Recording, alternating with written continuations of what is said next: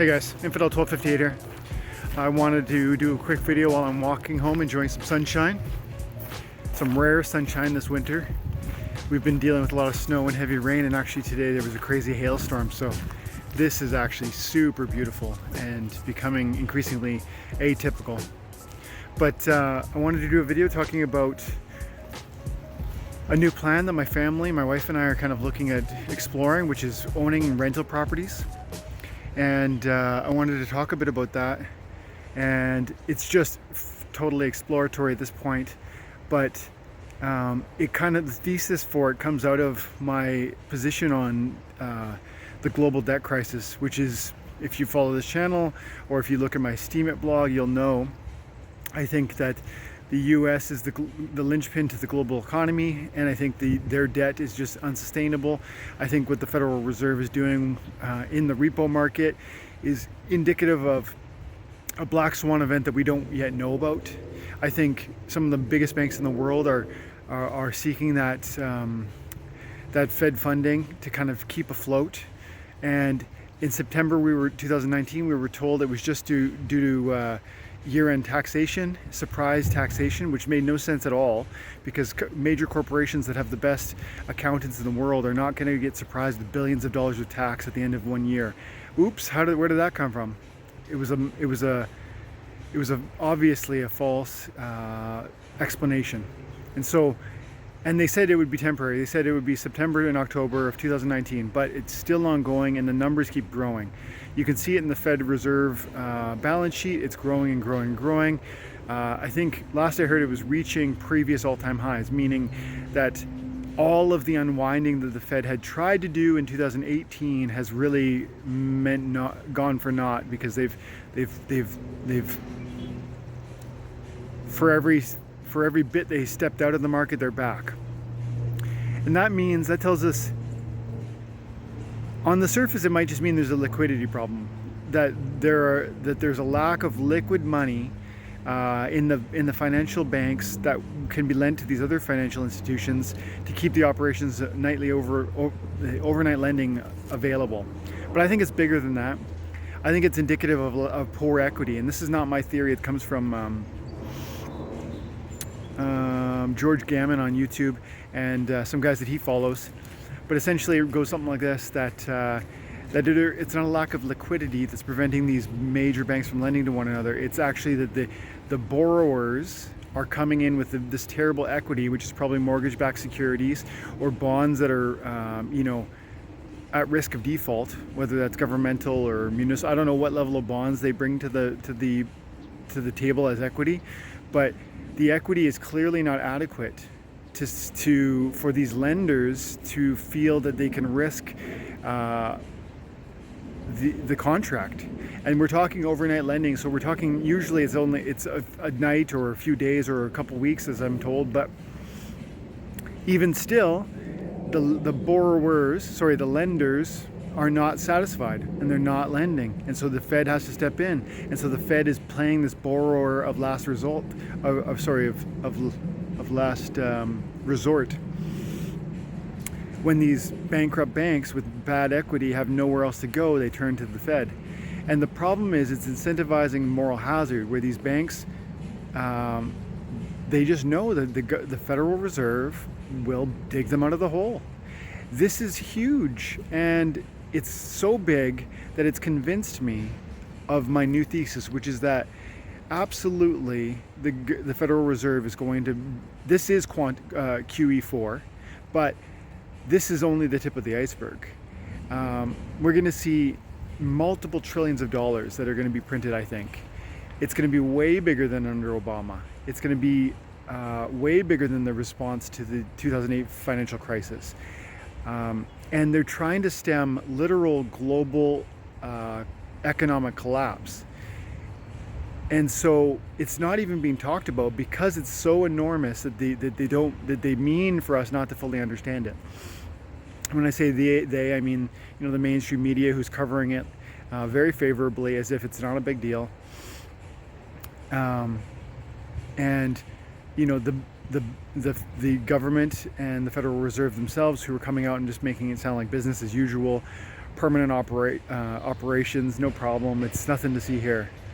And so on the strength and the understanding of an anticipation of huge, massive, unprecedented quantitative easing, which is money being printed out of thin air and pumped into the US economy, which trickles into global economies because the corporations, access that liquidity and then borrow into, other markets where they see, EM opportunities or whatnot.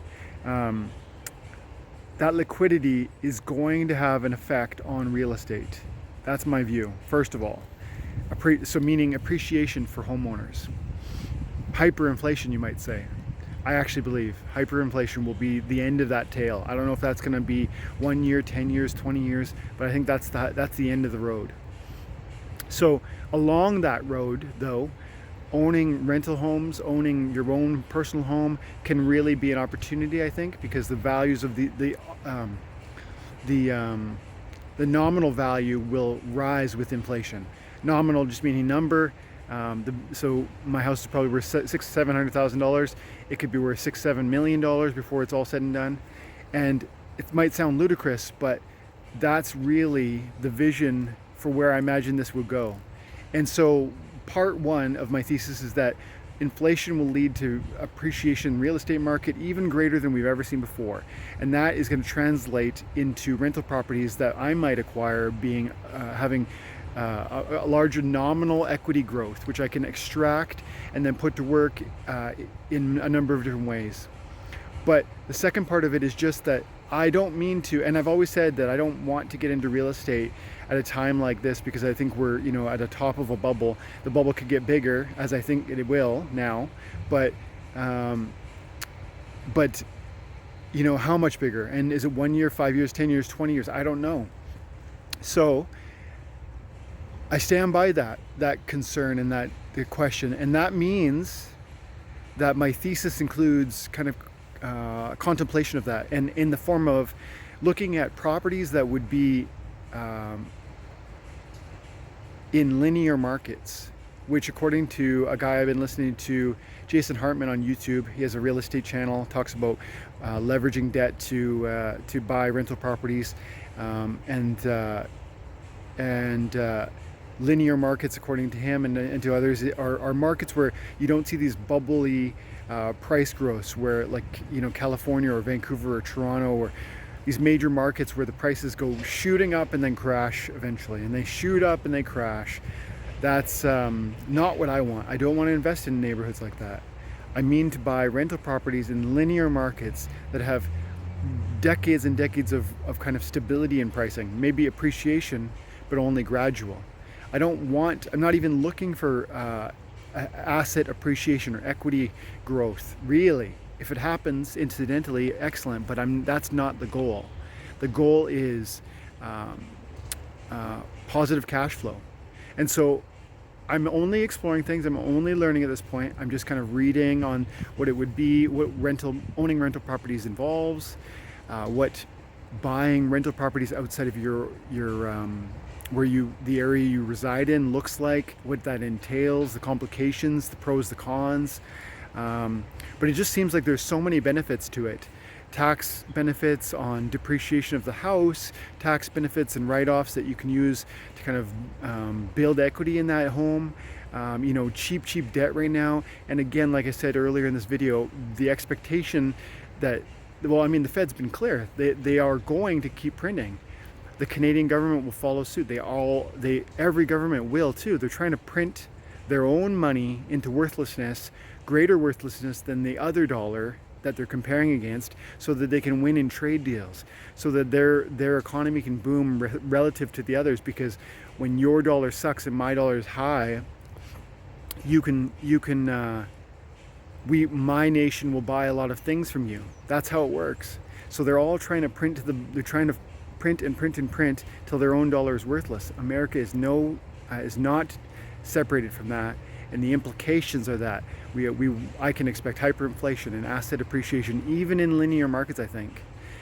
But the trick is really doing it slowly, doing it patiently, not trying to rush into this, but trying to find those linear markets, find those opportunities where the equity maybe the asking value is asking prices is not indicative of true value, you know, where there's already a tenant, where there's already kind of some kind of pro to it that will really allow me to step in and earn with that rental income. And you know, so long as the cash flow is positive, even in, you know, 2008, 2009, when there was the Great Recession, these types of properties, they did well, and I would expect them to do well again in another dip. Why?